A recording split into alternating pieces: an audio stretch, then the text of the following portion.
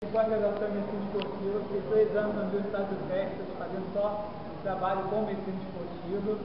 Fui atleta razoável, maratonas para 2 e 20, e tenho uma experiência para passar para vocês como médico e uma experiência para passar para vocês como atleta também. Então vamos lá. Eu começo muito minhas palestras quando a gente começa a falar sobre as lesões mais comuns, as condições mais comuns no corredor. Eu começo usando uma palavra, uma frase que um treinador meu usou, e não foi só um treinador meu, eu tenho muito tempo de atletismo, chama treinador, que ele falava o seguinte: todo atleta, independente de quem seja, é burro. Então, todos vocês são burros. Aí eu vou explicar por quê.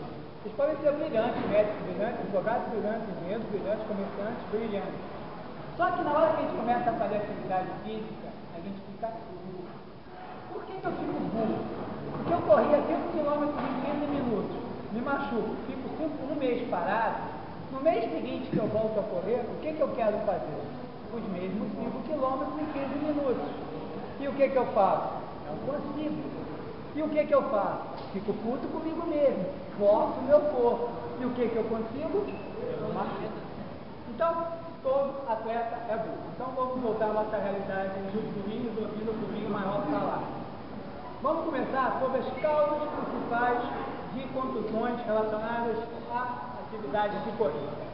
Na verdade, as causas principais relacionadas à atividade de corrida podem ser diferenciadas em 4, 5 grupos.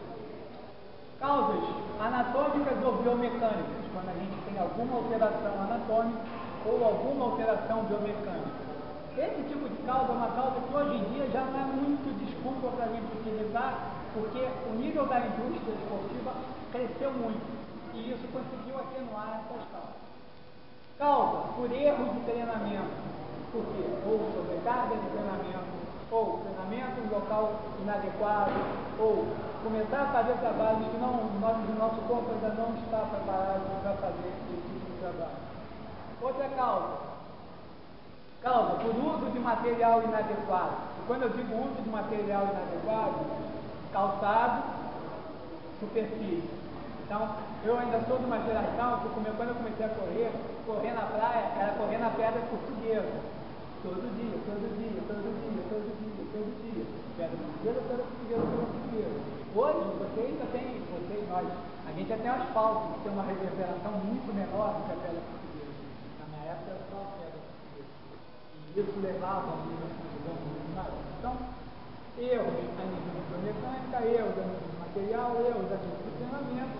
E uma outra coisa que eu esqueci de falar na aula anterior, que é a gente não respeitar o próprio corpo. Às vezes a gente está cansado, às vezes a gente está estressado, e isso faz com que o músculo cansado é um músculo muito menos hábil a defender a articulação do que um músculo descansado. Então, a sobrecarga, e aí não é só de treinamento fazer sobrecarga, de trabalho também vai me levar a uma tendência maior a ter contusão. O estresse tem tendência maior a me levar a ter contusão.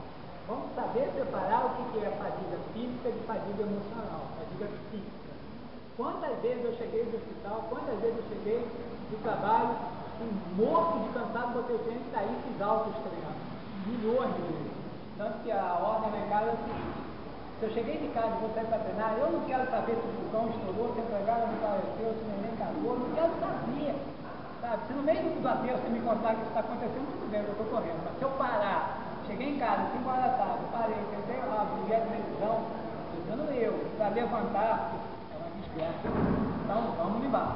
Então, vamos começar a falar das lesões esportivas mais comuns. Vamos começar anatomicamente de baixo. Vamos começar pelos pés. Talvez tenha sido meus grandes problemas a nível de contusão. Quais são as lesões mais comuns que a gente encontra no pé? Então, no pé, as duas lesões mais comuns encontradas são a fascite plantar e o esporão. Temos também neuromas, temos outras situações. Eu não estou falando de unha engravada, olha não é contusão, não vai? Olha não tem escuro. Ah, não, treinei. Ronaldinho não treinou o cara com dor. Adriano ficou 2 meses sem treinar porque estava com dor. Mentira. Treinou porque estava com outras coisas. Então vamos lá. O que é a fascite plantar? Aqui eu tenho um pezinho que mandou uma anatomia do pé. Fascite plantar é uma inflamação do ligamento que corre na sola do pé. Né? O ligamento plantar. O ligamento plantar se insere ao osso calcâneo e se insere ao osso do talco. Então, esse ligamento, aqui, quando ele se inflama, ele causa um tipo de tendinite que recebe o nome de fascite plantar. Características da fascite plantar. Você acorda de manhã, não consegue botar o pé no chão, dói pra cacete, você vai fazer xixi numa perna só, porque é horrível, dói muito, incomoda pra caramba, mas se você começa a fazer um treino, começa a andar, com o esquentar, a gente vai esquentando, vai melhorando, você faz aquele treino de 20, 25 km sem dor. Acaba o treino, não consegue andar, mas treina sem dor. Então, fascite plantar é isso, é inflamação da face do tendão plantar. Como aí, o que a gente deve fazer para evitar? Para evitar calçado correto, superfície correta e treinamento correto. No meu caso, o que eu tive fascite plantar? Por quê? Corria na pedra portuguesa, porque na minha época que eu comecei a correr a Mizuno, por acaso até proteína, a Mizuno ainda não tinha tecnologia Waze, tinha tecnologia lisa mesmo, pé no chão, pé no chão, pé no sol, pé no sol, pé na pedra, inflamou a saúde. Eu tenho o pé um pouquinho chato, o pé posterior um pouquinho chato, o arco plantar um pouquinho abaixado. Quem tem tendência a ter arco plantar mais baixo tende a ter mais fascite plantar, quem tem arco plantar mais alto tende a ter mais tendão daqui, tendão daqui. Fascite plantar. Como é que a gente faz para evitar a fascite plantar? Calçado correto, superfície correta. O que eu faço no momento que eu já adquiri a fascite plantar? Primeiro eu choro, porque ela incomoda pra caramba. Segundo, tratamento de contusões geralmente resume a anti-inflamatório e gelo. Exemplo mais simples de gelo. Eu pego uma lata de cerveja não corredor brasileiro. Pego uma lata de refrigerante, daí, põe no freezer, não tem refrigerante com água, e deixo ela lá congelada. Chego em casa todo dia, acabei o dia, com o pé eu faço isso aqui. Eu massageio e faço a crioterapia, que é o tratamento com gelo ao mesmo tempo. Tentando diminuir esse processo inflamatório da sola do pé. Se isso não funcionar, também não funciona. Exercício. Põe como se fosse um lenço no chão, um guardanapo com os dedos do pé. Eu faço essa movimentação para tentar trabalhar os dedos do pé. Se isso não funcionar, eu faço uma. Já estou apelando, mas tudo bem. Eu faço uma volta de. Eu faço com o esparadrapo, enrolo o esparadrapo aqui e traciono o tendão plantar com o esparadrapo. Então eu faria uma ponte de esparadrapo aqui e aqui e repuxava para fazer isso. O que eu quero? É diminuir a tensão sobre esse ligamento.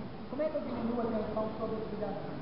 Imagina que o ligamento é um elástico. Tem um elástico aqui que está todo tracionado. Eu tenho um elástico que está todo tracionado. Eu diminuo a tensão fazendo isso aqui. Eu repuxo aqui, repuxo aqui. Se eu faço isto aqui, a tensão é diminui, e a tensão é diminui. E quem é capaz de fazer isso aqui? Palmilha. Palmilha com arco plantar rígido. Essa é a melhor forma de tratar gelo, inflamatório, massagem de gelo ao mesmo tempo e palmilha. Outra lesão muito comum a nível de pé, esporão. Esporão e fascite plantar, eles têm mais praticamente esporão de calcânio e esporão baixo. Você pode ter esporão de calcânio para Aquiles, esporão de calcânio para baixo.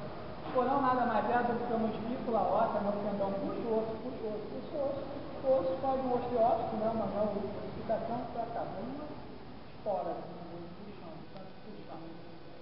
Dói igual a fascite plantar, praticamente o tratamento é o mesmo que da fascite plantar, só vou diferenciar um do outro. Na verdade, aqui o esporão aparece no raio-x, a fascite plantar não aparece no raio-x, o tratamento é praticamente o mesmo. Muitos de vocês já devem ter visto, entendeu? Muitos de vocês já estão usando até uma palmilha, que usa palmilha para esporão, que é uma palmilhazinha calcaneira, rígida, não de borracha, com uma borrachinha ou um orifício no meio, que alivia o esporão. Aquilo é perigoso, né? Na verdade não funciona quase nada ali, realmente impacto melhor do que